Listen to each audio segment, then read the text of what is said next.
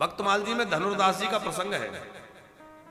एक भक्त हुए धनुर्दास, तो उनका प्रसंग ऐसा है कि ठाकुर, पहले तो ये विमुख थे, कथा लंबी है, हम आपको मूल विषय सुना देते हैं कि पहले विमुख थे और श्री रामानुजाचार्य भगवान उस समय विराजमान थे, आपकी उन पर कृपा हुई और वो शरणागत हो गए।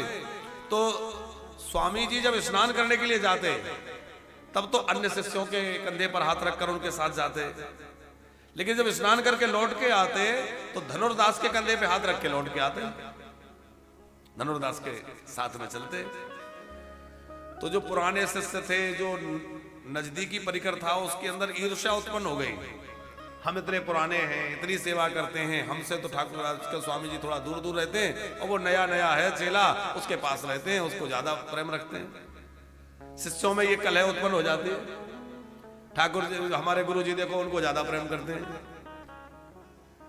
तो स्वामी जी समझ गए कि ये शिष्य गणों में ऐसी कानाफूसी हो रही है, इनके मन में ईर्ष्या उत्पन्न हो गई है धनुर्दास के प्रति। तो उन्होंने एक दिन क्या लीला करवाई, स्वामी जी की बात है कि जब वो सब स्नान के लिए गए, सब शिष्य परिकर, वो सब संत महापुरुष महात्मा ही थे, तो किसी से कहा कि इनका अचला वस्त्र ये उतार के जब वो रख देते हैं तो चुरा लाना। कोई उनके वस्त्र चुरा लाया, स्वामी जी की आज्ञा से छुप के चुरा लाया। अब वो आपस में झगड़ा करें, तुमने मेरा अचला उठाया, वो कहे तुमने उठाया है, वो उसी पे झगड़ गए, परेशान हो गए। मठ में आए, स्वामी जी से सारी बात कही। स्वामी जी ने कहा कोई बात नहीं है, इनको नया कपड़ा दे दिया जाए, सबको नए कपड़े बंटवा दिए। अब धनुर्दास की परीक्षा का समय आया, स्वामी जी सिद्ध करना चाहते थे, तो धनुर्दास जी की परीक्षा कैसे ली। धनुर्दास जी तो सत्संग में आते थे, पहले सेठ थे, बड़े धनवान थे, धीरे धीरे सब धन संपत्ति आश्रम में लगा रहे थे। इनके घर चोरों को भेजा स्वामी जी ने, चोर इनके घर गए तो इनकी पत्नी सोई हुई थी और वो गहने पहने हुई थी। तो चोर बन के स्वामी जी के ही लोग गए, स्वामी जी की आज्ञा थी कि जाकर के जो कुछ मिले चुरा लाना। अब वो गए, जाकर के वहां से जो कुछ मिला वो उठा लिया, फिर सोचा कि बहुत आभूषण पहने हैं, ये भी निकाल लिए जाए। तो वो करवट के बल सोई थी, तो एक हाथ के एक ओर के आभूषण तो उतार लिए।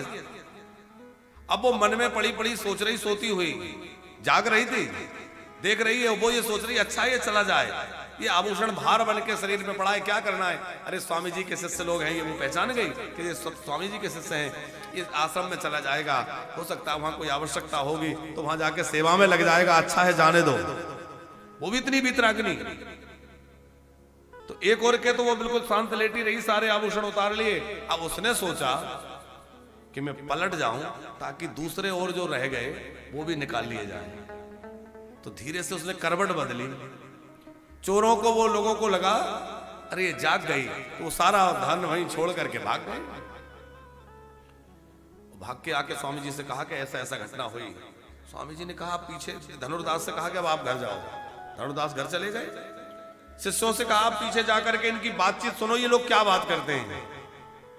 धनुर्दास घर पहुंचे, पत्नी ने सारी बात सुनाई। आज पता नहीं क्या बात है, वहां मठ से, स्थान से जो है कुछ लोग आए थे और यहाँ से गहने ले जाना चाहते थे, मुझे तो अच्छा लगा कि चलो सारा चला जाए। उन्होंने एक और का उतार लिया और मैंने सोचा यहाँ के करवट बदल के ये भी ले जाएं, वो भाग गए। तो धनुर्दास रोते हुए उसको फटकार लगाने लगे अपनी पत्नी को, अरे तेरे मन में धन का लोभ आ गया होगा, तब तो तूने करवट बदली, तू शांति से लेटी रहती तो वो ले जाते, कितना अच्छा होता कि साधु सेवा में वो हमारा धन लग जाता, संतों की सेवा में सब लग जाता, क्यों तूने ऐसा किया, चला जाने देती। वो रो रो के कह रही है मैं इसलिए नहीं करवट बदली कि वो चले जाएं, मैंने तो ये सोचा था कि जो बचा है वो भी ले जाए। ये बात जब शिष्यों ने आकर के स्वामी जी से कही तो स्वामी जी ने सब शिष्यों को बुलाया, धनुर्दास को भी बुलाया, सब लोगों को इकट्ठा किया और फिर समझाया कि देखो तुम्हारा कोई पुराना अचला कपड़ा जो है चोरी हो गया, तो तुम दुनिया भर का झगड़ा कर रहे थे, हल्ला मचा रहे थे, तुम्हारी साधु होकर भी इतनी ममता अपने कपड़ों में। और एक ये है कि इसका इतना समर्पण कि यदि इसकी पत्नी के पहने हुए गहने भी कोई ले जा रहा है तो ये दोनों दंपति प्रसन्न हो रहे हैं कि चलो बहुत अच्छा है, सेवा में लग जाएगा, ले जाने दो।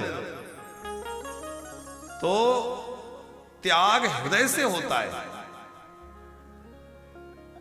एक है कि इसका कुछ थोड़ा सा चला गया, वो रो रहा है, परेशान हो रहा है, और एक है कि सब कुछ लुटाकर भी मौज में है, सब कुछ चला जाए कोई परवाह नहीं। तो जिसको सृजन में मोह होगा उसको उसके लय में, उसके विसर्जन में शोक अवश्य होगा।